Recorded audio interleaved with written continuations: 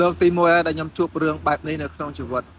ខ្ញុំមិនដែលធ្លាប់ជួបភ្លៀងណាធំរហូតដល់ធ្លាក់លិចផ្សារបែបនេះទេ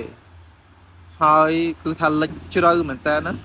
ដល់ថ្នាក់ថាលិចចូលអវ៉ាន់ដែលខ្ញុំកំពុងតលក់នេះច្រើនខ្លាំងមែនតើនេះគឺជាទស្សនវិជ្ជានៅក្នុងផ្សារដែលមិនដែលធ្លាប់កើតមានរឿងបែបនេះឡើងទេខ្ញុំពិតជាមានការសោកស្ដាយខ្លាំងមែនតើដែលមានរឿងនេះកើតឡើងហើយនៅក្នុងតូបរបស់ខ្ញុំប្រហែលជាខូចអវ៉ាន់អស់ប្រហែលជា30%ហើយសិតតែអវ៉ាន់ដែលល្អអវ៉ាន់ដែលថ្លៃទៀតវាពិតជាគួរឲ្យសង្វេគមែនតើនេះស្ថានភាពទឹកគឺលិចខាងក្រោមនេះគឺខ្ទេចតែម្ដងអញ្ចឹងបើអាណាដែលខ្ញុំរើឡើងអត់តាន់នេះគឺថាលិចអស់ហើយខ្ញុំរើបានតែនៅលើទេអាខាងក្រោមគឺតាមដំណើរព្រោះយើងរើអត់តាន់ហាក់មានកន្លែងដាក់ទឹកលិចយ៉ាងពេញផ្សារតែម្ដងដែលធ្វើឲ្យយើងធ្វើអីអត់ចេញនៅពេលដែលទឹកឡើងមកគឺថាគាំងមិនដឹងធ្វើអីទុកអីមុនទេខ្ញុំមានតែបដ ாய் ទៅតាមអ្វីដែលកើតឡើងនឹងហើយព្រោះថាខាងមុខផ្សារខាងក្នុងផ្សារអីនោះគឺថាពោពេញទៅដោយទឹកភ្លៀងដែលហូរយ៉ាងខ្លាំងតែម្ដងមិនដឹងថាយប់នេះអាចបានទៅដេកនៅផ្ទះឬអត់ទេបើទឹកឡើងយ៉ាងម្លឹងទេហើយទៅដេកនៅផ្សារជាបកអាវនឹងហើយ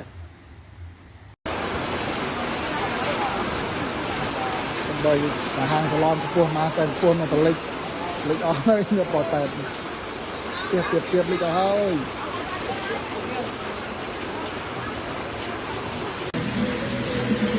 ណែអើយភ្លៀងលើលិចរងអស់ភ្លៀងតាំងពីម៉ោង1ថ្ងៃរហូតដល់ម៉ោង7:06អត់ទាន់រាំងអីទឹកវាស្មើกับផ្លោខ្វះតែ2ឆ្នាំដែរទៅលិចរងអានេះគេបើកប្រហូរខ្លះហើយកុំបើកប្រហូរខ្លះលិចរងយប់នេះមានរងដេកគេប្រហូរទៅបដើតែខ្វះតែ2ឆ្នាំដែរលិចរងវាហូរអត់ទៅ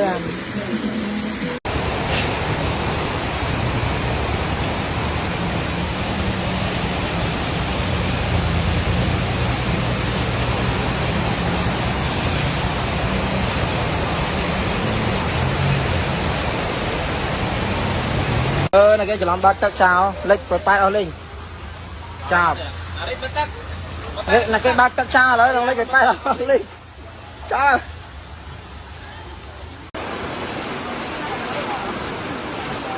ដោយអាហារសាឡនខ្ពស់មកសែនខ្ពស់មកតលិចអស់ហើយខ្ញុំបោះតែទៀតលិចអស់ហើយ